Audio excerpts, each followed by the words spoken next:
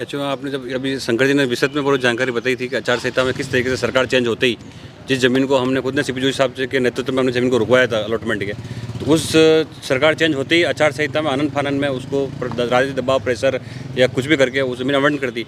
उसमें भी 3 खसरा संख्या थी, बाकी वहाँ के ठेकेदार प्लस वहाँ के राजनेता सबने मिलकर वहाँ जबरदस्ती से रोड को खोद दी।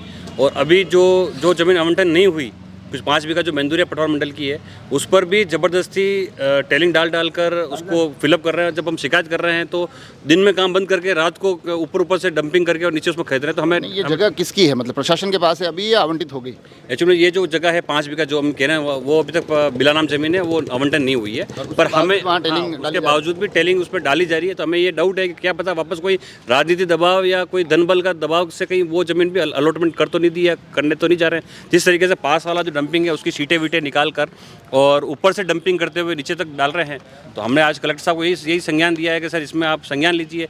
जिस तरीके से मैंदुरिया वाले स्ट्राइक कर रहे हैं, आज उनको बोल रहे हैं आप हड़ताल कर रहे हो, तो यार आदमी रोजगार की मांग करेगा ना। आप उनकी जो ज़मीन जो बेच रहे हैं, मैं तो राजनेता को कहना चाह रहा हूँ, आप बीजेपी के लोग लगाओ।